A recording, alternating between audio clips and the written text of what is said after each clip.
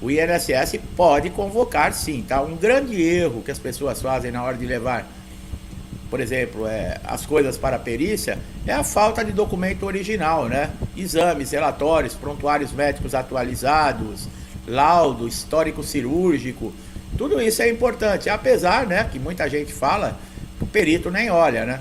Qual que deveria ser a obrigação aí do perito? Fazer um diagnóstico, examinar o segurado, né? Aí para justificar que ele está fazendo o trabalho dele de médico, né? Porque o perito do INSS é um médico, pessoal, só que ele é um funcionário público que está ali para fazer uma avaliação, tá? Ele não é semideus, ele não é autoridade, ele não é nada disso. E ele está ali para evitar o quê? Fraude, né? Mas parece em muitos casos que o perito só existe para dar negativa, né? Porque se você for colocar aí uma porcentagem de perícias diárias no INSS e elencar a quantidade de concessão e de indeferimento, mas você não tenha dúvidas, né? Um apanhado no país inteiro que os indeferimentos são, né? O INSS não descarta, né, que os beneficiários em condições que nós falamos, né, que estão isentos de perícia segundo a lei, recebam uma carta aí para passar por uma revisão. Por exemplo, agora no pente fino, né? Ele orienta, né, que mesmo os segurados que receberem essa carta e eles não estão elegíveis para passar numa perícia devido à lei, eles devem ligar para o INSS, comparecer com a documentação na data e horário agendado, tá? Lembrando, né, 5 dias úteis depois que você recebe a convocação, você tem que entrar em contato com o INSS, tá? Se caso você deixar de fazer isso por 60 dias, independente ou não de você estar isento por lei ou não, o INSS pode suspender aí o seu benefício e os pagamentos, tá? Para você saber se você está, por exemplo, numa lista aí, no caso aí de pente fino, você pode fazer isso através do portal Meu INSS, né? Você vai fazer o login e senha, vai consultar ali em novos pedidos, né? Nesse caso, vai estar constando ali que você deve entrar em contato com o INSS. E no cumprimento de exigência é quando o seu benefício está em análise, tá? Quando está em análise e não passa, não tem resposta, passa-se, o INSS tem 45 dias para fazer uma análise, passou 6, 7, um mês, um ano, olha lá no cumprimento de exigência, porque pode ser que esteja faltando algum documento ou alguma informação e ele não vai liberar enquanto isso, tá? Quem é alvo do pente fino, né? Bom, o INSS diz, né, que é aposentadoria por auxílio doença, BPC e seguro defesa, mas nós estamos falando, né, outros benefícios, aposentadoria por invalidez, auxílio acidente, pode acontecer de ser chamado, né? Quem não atender a convocação vai ter o benefício suspenso. Os critérios, né, que muita gente não sabe para receber a aposentadoria por invalidez. Primeiro, nós precisamos falar uma coisa muito importante, que nós já fizemos um vídeo específico. Se é vantagem quem está de auxílio doença, converter o benefício hoje para aposentadoria por invalidez. Por quê? Mudou os cálculos devido à reforma da Previdência. Muita gente que se aposentou por invalidez depois da reforma está recebendo aí 60% da média de salário que tinha na ativa. Antes da reforma da Previdência se recebia praticamente o 95% daquilo que ganhava. Hoje, 60%. Até quem está de auxílio doença, por exemplo, que a média salarial de cálculo dá 91%, existe uma perda mais mínima, né? Para quem está recebendo benefício de incapacidade temporária. Eu vi até comentários, foi consultar um advogado para converter para aposentadoria por invalidez e o advogado falou que o benefício iria cair. Exatamente isso. Se você recebe 2.000 como auxílio doença e você converter para aposentadoria por invalidez, você vai receber uma média de 60% disso aí, tá? Então é de se pensar se vale a pena. Está dentro do Supremo Tribunal Federal, né? Uma ação aí que está em plenário, inclusive está demorando para julgar. Eles derrubaram esses dias a revisão de toda a vida, né? A possibilidade da revisão de toda a vida, mas essa parte da aposentadoria por invalidez, a pessoa depois da promulgação, um dia depois da promulgação, ela receber só 60% daquilo que ela teria direito. E quem fez um dia antes da promulgação recebe quase 100%. Quer dizer, é o mesmo benefício, são os mesmos requisitos, né? Os mesmos critérios, e isso não pode ser constitucional, né, pessoal? É a mesma coisa, né? Duas pessoas numa empresa fazem a mesma função, têm a mesma responsabilidade, um recebe metade e o outro recebe o salário inteiro. Isso não é constitucional, isso fere a lei, né? Não pode acontecer isso. E nós esperamos, né, que o Supremo Tribunal Federal aí, ele reconheça que isso é inconstitucional e passe a pagar normalmente a aposentadoria por invalidez antes da promulgação. E se acontecer isso, quem está recebendo esse 60% desde a promulgação da reforma da Previdência vai ter direito aí a receber toda uma revisão aí. Por quê? Porque deveria estar ganhando mais, né? Então o INSS vai ter que pagar essa diferença. Eles alegaram, né, o que deixa a gente pensativo, eles alegaram a revisão de toda a vida que poderia abalar financeiramente a estrutura do órgão do INSS. Porque a quantidade de dinheiro que eles teriam que desembolsar para pessoas que estão aposentados, pensionistas, desde lá da época de 94, era um dinheiro altíssimo. Nos cálculos aí tinha aposentados aí que iam receber 200 mil reais, um aposentado. Aí eles alegaram que isso corria risco de quebrar a Previdência. Será que também não vão alegar isso aí com relação à aposentadoria por invalidez? Que se reconhecer que é inconstitucional e tiver que pagar essa diferença, também vai quebrar a Previdência? Aqui no país, pessoal, a gente não pode duvidar de nada, né? Bom, critérios que você necessita para ter direito à aposentadoria por invalidez, primeiro é fundamental estar em dia com as contribuições, né? O regime de geral de previdência, você está contribuindo para o sistema. E a carência, né? A carência corresponde a 12 meses de contribuição. Isso é a qualidade de segurado e carência. É importante destacar que em situações como acidente, né?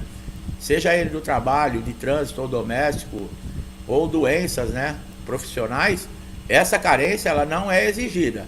A principal condição para aposentadoria por invalidez é você estar incapacitado total e permanente para a sua função, para qualquer outro tipo de função e sem possibilidade de reabilitação, tá? Isso tudo é comprovado através aí de perícia médica realizada, né? Demonstrando que você não tem condições mais de exercer nenhum tipo de função e muito menos ser reabilitado. Apesar que os peritos não encaminham, né, aposentado por invalidez para reabilitação. Às vezes é melhor do que cessar o benefício. E a própria justiça andou encaminhando, né? Por fim, é essencial, né, que a incapacidade tenha ocorrido com a pessoa, né, não após a data dela começar a contribuir com o INSS. Nesses casos, só se houver um agravamento que poderá ser elencado aí a possibilidade da aposentadoria por invalidez. Doenças graves, né?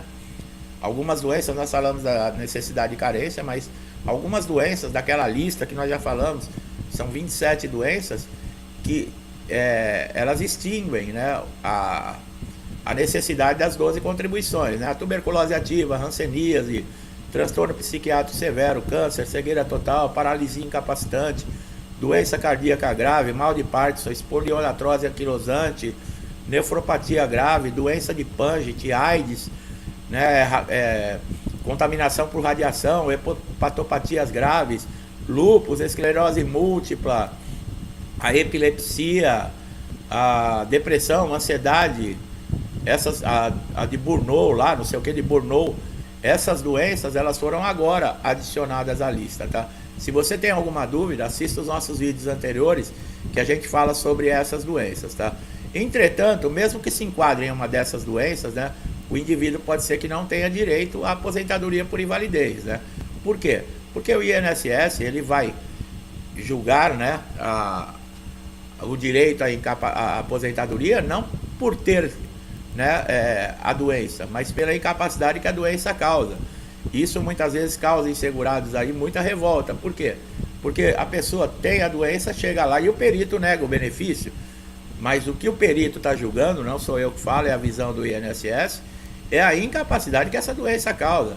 A doença está impedindo de você andar, a doença está impedindo de você se locomover até o trabalho, a doença está impedindo de você fazer os seus afazeres domésticos, né, pessoais, a sua higiene pessoal, tem tudo isso.